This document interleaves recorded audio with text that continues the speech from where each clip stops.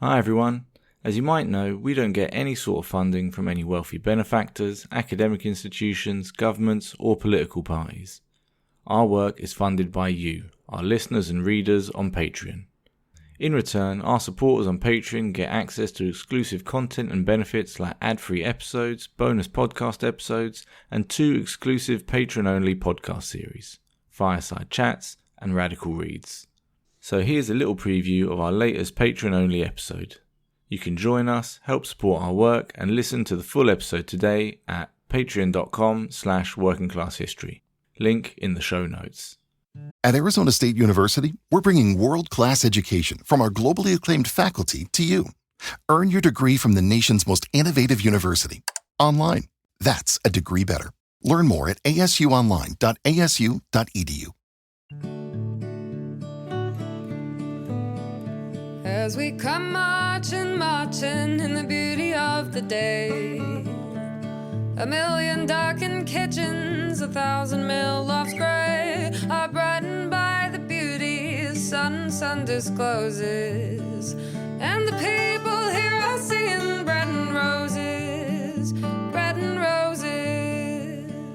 In 2006, there was a big campaign that got a lot of international attention because the ACFTU, in a very short period of time, set up union branches in every Walmart store in China. And this was something American unions had been trying to do for a while and had failed. So people are very excited about this.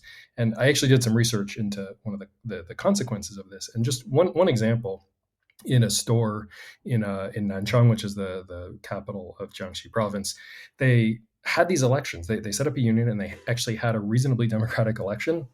They elected a guy who was very interesting and who really wanted to push management on just some basic workplace stuff. He wasn't organizing to overthrow the Communist Party or anything. He had a few successes. And then very quickly, the higher levels of the union got anxious because they saw that he was kind of stirring up trouble and was making them a little bit nervous. He got fired and pushed out with the consent of the higher levels of the union. So I think that that's just one example that demonstrates some of the limitations, even in those cases where you can have some sort of an election and someone who's willing to fight a little bit, there's real institutional constraints. Given that the ACFTU on the whole is an organising struggle, what forms do workers' struggles in China usually take then? And kind of how does the state relate to those struggles? I think there is very often a tendency to think China as exceptional. Its political institutions, its political culture, etc., etc. And very often, what's happening in China is counterposed to sort of idealized version of the West, if you will. So there's an idealized version of what a union should be doing. It's a fighting union, very grassroots, very radical, non-bureaucratic. But actually, that's not the reality of most large unions in Asia, in Europe, in North America, right? It's mostly bureaucratic, very top-down. Union organizers are overworked, not given much resources. They are heavily repressed or heavily retarded against in workplace organizing. So I think this is actually a very important point that we should be aware of in terms of not making that look like that's the exception to some kind of idealized image of whatever democracy, civil society, unions, workers, etc. To your question, so for most of the last 30 years, strikes in China have been almost entirely organized by workers themselves, so by workers working in those workplaces. Of course, independent unions are not allowed or criminalized. So if you try to organize an independent union, the chances are you'll be arrested, I think maybe within a few days. There are small labor NGOs, so you can think of them as worker centers of a few staff interested in labor rights, skill trainings, advocacy. And I think a small number of them do try to assist workers in organizing, but they are, very small and very fragmented. And I don't think they are, for most of the workers, they're organizing, their strikes are organized entirely by themselves. And this is, what we normally call wildcat strikes. That is, strikes that are not organized officially by trade unions. But again, here, I think I want to make this point that we talk about wildcat strike as the exception to the more conventional sort of union organized strike. But I think if you look globally, wildcat strikes may be the norm rather than the exception, because there are very few union organized strikes almost anywhere. And I think in China, in many other places in Asia, so-called wildcat strikes actually are the normal kind of strikes where workers entirely organize their own actions. And of course, this is for simple reasons that either the unions are state-controlled, in the case of China or Vietnam, so they do not organize workers, they do not support workers' strikes, or because the unions are very pro-management, or they are in this kind of union management cooperation framework, or just there's no union. Again, it's the case for, I think, for the majority of the workforce globally, where they never see any union in their workplace. So it's interesting to see this kind of very direct, formal confrontation between labor and capital without the mediating role of the union. And I think if we, again, thinking critically about the role of the union in capitalist liberal democracies, very often their role is not to push the struggle forward. Structurally or institutionally, their goal is not to transcend or go beyond capitalism. Their role is to mediate the interests of labor and capital. In some way, of course, they would push for the interests of workers, but they will necessarily have to make compromises. Whereas when workers and capital are in this direct confrontation, there's no mediation. And this kind of confrontation, actually, you see in a lot of cases in China over the last 20, 30 years, workers end up winning their demands. There are also some problem with it in terms of, in the end, after 20, 30 years, you still don't see mass trade union movement or mass workers organizations. So that's another aspect of this. But in terms of winning, actually, this kind of direct form of worker labor capital confrontation actually end up being in favor of workers in a lot of cases. And two questions about the state approach to labor and worker struggle. And I think, again, here it's sort of undergone several phases, if you will, since the 1990s. I think for most of the 1990s, the Chinese state didn't really treat these migrant workers very seriously, because for the first 10 years or so, 10, 15 years or so of this rural migration to the cities, I think the Chinese government and I think a lot of people in public think they are just transient, right? So that's why they're called rural migrant workers. They will come to the cities for work for maybe 10 months, 9 months and 10 months. They go back for Chinese New Year for a couple of months. And maybe after several years, they earn enough money in the city and they will just go back to the countryside and settle. So the traditional image of workers is that of state sector industrial workers. And those so-called peasant workers, that's kind of their name in Chinese, are this hybrid peasant workers, but maybe the peasant part was even more important than the worker part.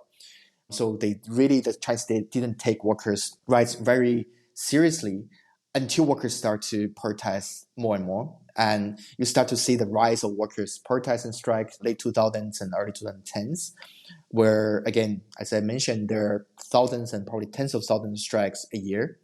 And that's when the Chinese government starts to realize they have to find some way to deal with class conflict. And there are, of course, two sides to it. One is repression. If you are a very high-profile worker leader, you may be harassed, you may be attacked, assaulted, or you may be jailed. But there is also other part of that, which is more consolidatory. And there's two parts to that. One is legislation. So China in 2008, 2009 started to implement pro-labor legislations, labor contract laws, laws on mediation and arbitration. And actually those are, if they are implemented, are actually quite in favor of workers. And then there's the other part, which is the SFTU and state institutions that actually start to play a mediating role because they see labor and capital conflict had to mediate in some way. So they start to implement with institutional reform in order to mediate.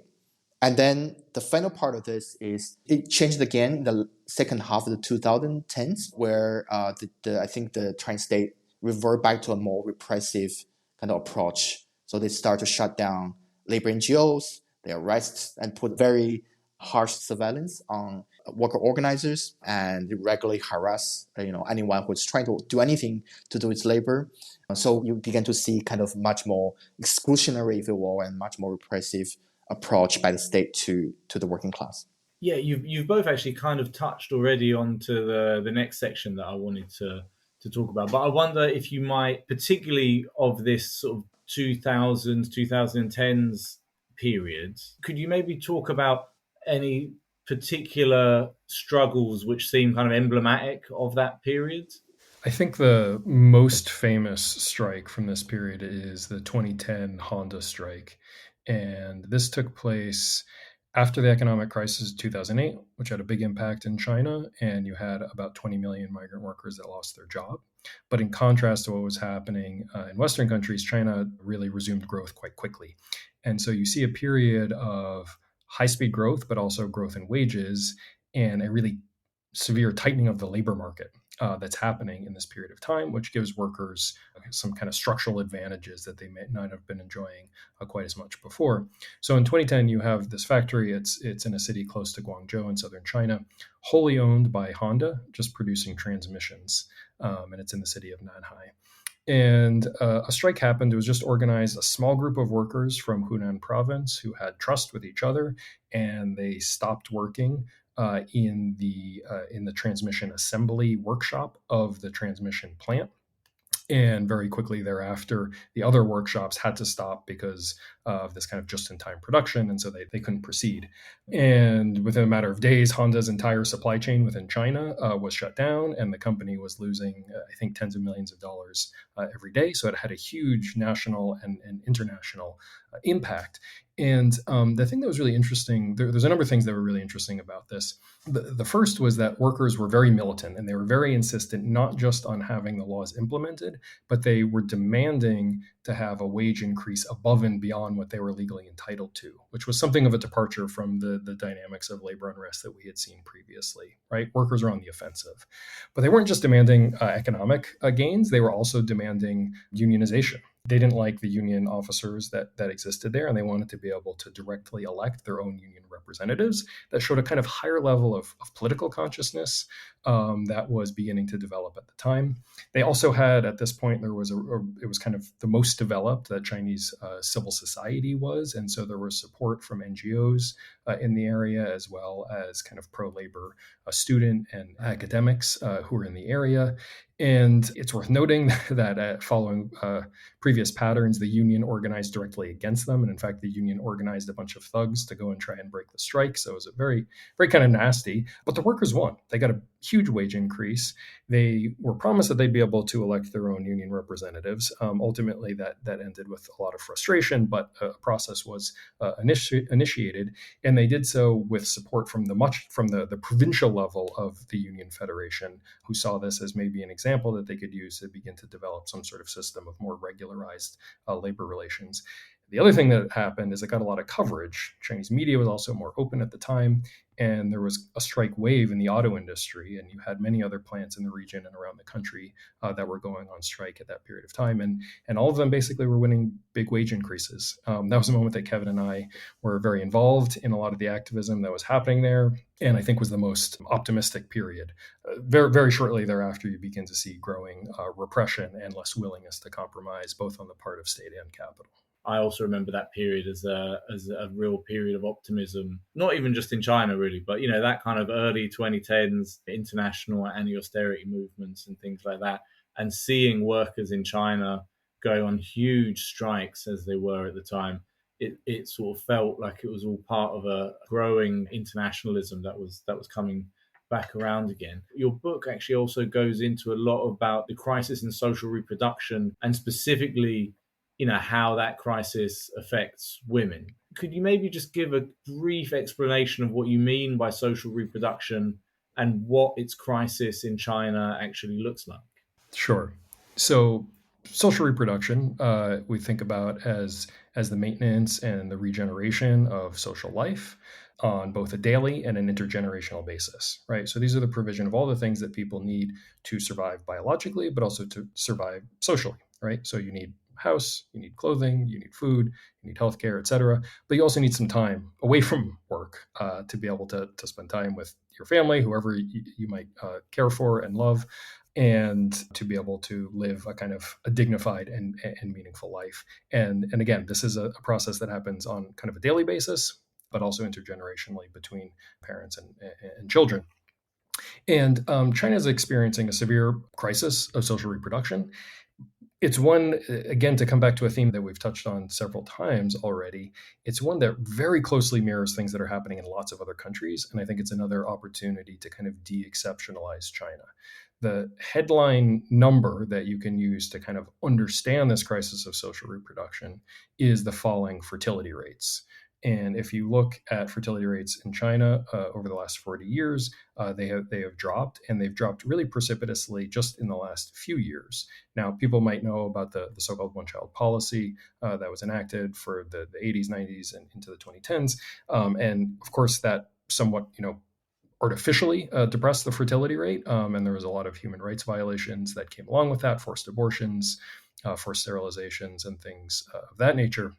But one of the things that I think has really surprised demographers, but also really surprised the state, is that once they've lifted, in essence, they've ended that. There's now nominally a 3-child policy, but you can have as many kids as you want.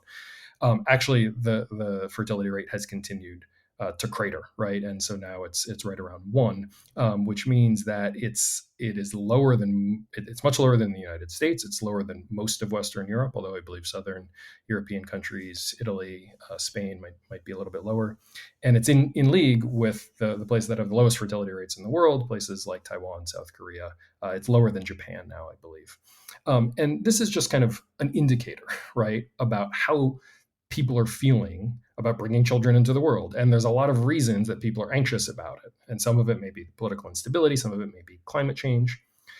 But there's other explanations, which are basically, it is very hard to bring children into the world, because all the things that you need to survive, including critically housing, education, healthcare, those are the big ones, but also we should include elder care in there, have become much, much more difficult for Chinese people to organize as they have been marketized, as the cost has increased really dramatically. And, with respect to the question of elder care, China is now a rapidly aging society. So if you are a single person of childbearing age in your 20s, 30s, whatever, and you're thinking about having a child, well, first of all, you have to think about taking care of your aging parents. And there is definitely not adequate facilities for elder care in China, which again doesn't make it at all exceptional in the world. And as the costs for all these other things have gone up, that's going to really give you pause. Now, it's really important to note, of course, the gender dynamics of this, because the expectation in China, as in all patriarchal societies, is that women are going to take on all of the labor, or almost all of the labor, that's associated with social reproduction, with caring for children, with caring for older people, etc. And one of the things that makes China actually pretty exceptional is that, in contrast to global trends, the gender pay gap between men and women has actually been getting bigger in China over the last 40 years. Now, that's actually, I think, more of a comment of the progress that was made in the Mao era, where the pay gap was very, very small, almost non-existent, not non-existent, but very small.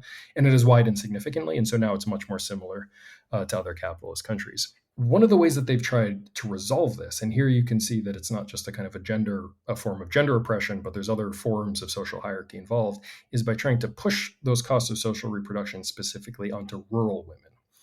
How does that work? Well, first is you can see the fiscal reorganization of the state, which has really undermined the basis of social reproduction in rural areas and created this big urban bias, right? So that women in rural areas, and especially grandparents in rural areas, have to take on a disproportionate share of child rearing, while the younger people are out working in the cities.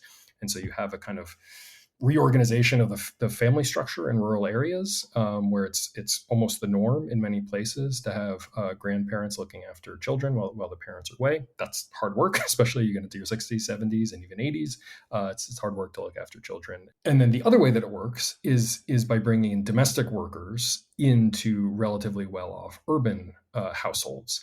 And the domestic workers, in contrast to most places in the world, are not sourced from elsewhere in the global south. They're sourced from rural China, right? So almost all of the domestic workers, nannies, et cetera, come from rural China to urban China, and they are paid substandard wages to essentially make the lives of urban women somewhat easier. It's not to say that urban women themselves don't face all kinds of struggles, but that's the way they've tried to balance it. And it hasn't worked, right? Because, some people think about it as like a reproductive strike. Women are not willing to have children. And this has created great anxiety on the part of the country's patriarchs and the Communist Party. This past year, over the Lunar New Year holiday, the government announced that they were putting a ban on sort of online discussion that was opposed to marriage or opposed to childbirth, basically telling people, no, like it's your patriotic duty to get married and to have children. but it is not working so far. Yeah, I think there's a part of your book where you've got this really interesting quote from Xi Jinping where he talks about, it is the women's task to strike a balance between family and work, and to take up social responsibilities while contributing to their families. It's so in keeping with actually quite a lot of the sort of patriarchal discourse that we're getting from the resurgent kind of right in across the West. It's quite striking, and I wonder if, as part of that de-exceptionalizing China that we've talked about, maybe there are other kind of parallels. Things like, I think you talk about restrictions on abortion, restrictions on LGBTQ rights, and actually this experience of migrant women workers as kind of domestic help, which is kind of famous in the sort of the big wealthy cities, London or New York, Paris, and things like that, where often it would be women from, like you say, from the global south who come to do this work. In China, it's women from rural China. Again, it really feels like there are these really strong parallels, sort of the gender regime of China with a lot of Western countries. Does that feel fair, or is that like a fair comparison? I think it's extremely fair. So just to pick up on a couple of points that you made, if you think about how, I'll just talk about the United States, the country that I know best. If you look at how our country has tried to solve the crisis of social reproduction for, let's say, middle class and elite urban people, what is the hinterland that they can draw on? Well, if you're in Los Angeles, your hinterland is Mexico or the Philippines, right? And you bring in domestic workers, you bring in nannies, you bring in elder care workers, you bring in nurses from those places at depressed wages. Sociologists talk about these care chains, right? Which is to try to understand the global dynamics of this. If those people are coming from the Philippines or from Mexico or from elsewhere in Latin America to Los Angeles, that means that they're leaving behind their own care responsibilities in their own country, right? Which means it's similar to China, oftentimes, elder people, grandparents that have to look after kids. And of course, there's the emotional cost of being away from your children for, key years of their development, which is cannot be quantified. So in that sense, I think we just have to think about these kind of global cities and what their hinterlands are. And in China, I think for people outside of the country, it can sometimes be hard to understand the way that the Chinese countryside functions as that hinterland, and that there are similar kinds of restrictions, even in terms of citizenship, as institutionalized through the household registration system that they call hukou. It's very similar to the way that I think global cities in Western countries will draw on different kinds of hinterlands in the global South. With respect to the question of LGBTQ and kind of queer rights within China today, to me, there's just so much overlap with what the right-wing extremists in Western countries are trying to accomplish and what China already has accomplished, in a sense, right? Like Donald Trump just wants to get up to the speed that China's already at, right? And I think that there's a way in which the right feels like, in Western countries, feels like they've missed the boat. We already have gay marriage, and now they have to attack trans people to make sure that they don't kind of lose out on that one, that they don't lose the next generation. I think, in China, there is no gay marriage. There's not going to be gay marriage anytime soon. I can guarantee you that. There's been a concerted attack on queer groups, even very mild ones, these kind of like student groups that are there to provide emotional support for people, coming out is very difficult in China, as in all contexts. Those kinds of groups have been under attack. And to say nothing of trans rights, like that's not even remotely part of the discussion in China, because I think people understand that it's not possible. And with this increased hysteria, really, about the falling fertility rate, of course, it is disproportionately falling on women and cis women, because that's just numerically a larger number of people. But there's no question that it is also enhancing discrimination against queer people, against trans people, because they're not going to be reproducing in the way that the state demands of them. And if that is your kind of overriding political aim, then it's going to have those very clear and kind of heteronormative consequences.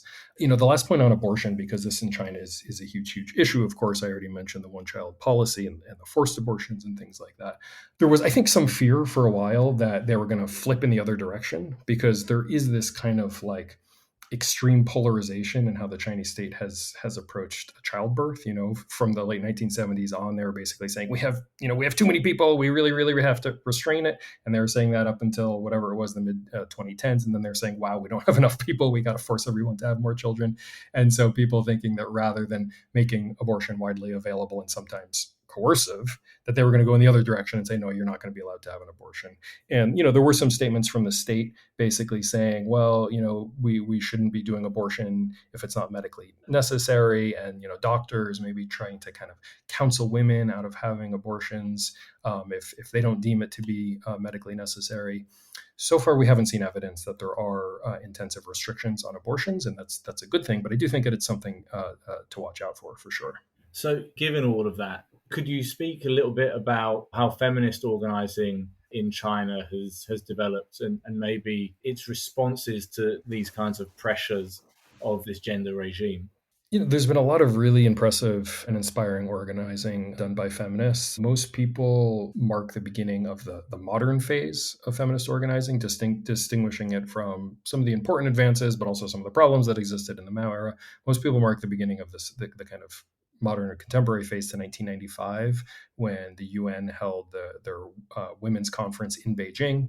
This was a big event. Famously, Hillary Clinton went there, and there's things to be, I think, dismissive of, certainly with Hillary Clinton and with the UN. But one of the things that a lot of feminists say in China is that this really brought attention and gave legitimacy to women's rights as a kind of a distinct issue, and an issue that couldn't just be left alone to the All China Women's Federation, which is the kind of the official body for representing women's interests and is problematic in all sorts of ways. So after 1995, you actually do see the growth of a kind of civil society, organizations working on different kinds of women's rights issues. And that is a really important foundation for the things that came afterwards. We begin to see some more, to me and to many of my comrades, more interesting organizing that happened in the 2010s at the same time that this kind of more interesting labor organizing was happening. And in fact, a lot of times there's a lot of overlap between the people in the labor and the feminist worlds, not coincidentally.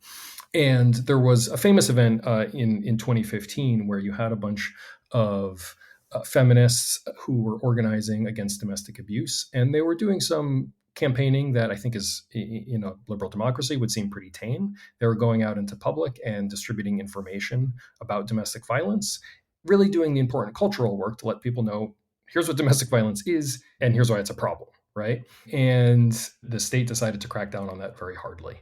And I think that the reason that they did that was not even so much that they couldn't bear to have any kind of discussion about domestic violence, but because it demonstrated that they had organized kind of at the national level, because there was women in multiple places around the country who were taking similar kinds of action at precisely the same time. So it was the kind of the existence of an organizing network that the state could not tolerate. As we come marching in the beauty of the day. That brings us to the end of this episode preview. To listen to the full thing and help support our work researching and promoting people's history, join us on Patreon at patreon.com/workingclasshistory. Link in the show notes.